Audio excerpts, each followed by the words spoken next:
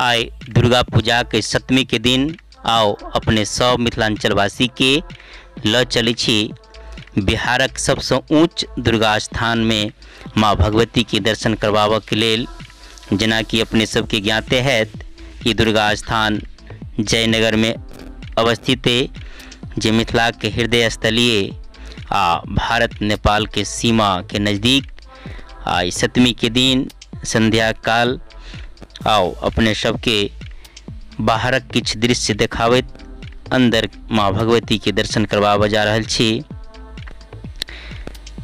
ओना विभिन्न प्रकार के पंडाल मिथिलांचल समेत देश के विभिन्न भाग में दुर्गा पूजा के यहाँ देखने हैं, लेकिन एठाम कोनो पंडाल ने मंदिर के भव्यता मात्रे से यहाँ सब देख सकै छी। साथे एठाम कोरोना के कैंप सेहो लागल है, जकरा वैक्सीन नहीं लागल है अखन तक से लगा आ ई निरंतर रूप से 4 दिन से चल रहा है।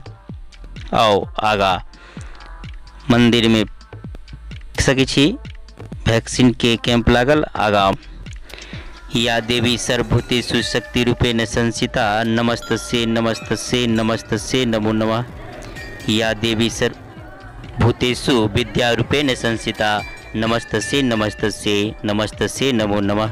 या देवी सर्वभूतेषु श्रद्धा रूपेण संस्थिता नमस्तस्यै नमस्तस्यै नमस्तस्यै नमो नमः। तो अपने सब मिथिलांचलवासी के जय मिथिला जय मैथिली।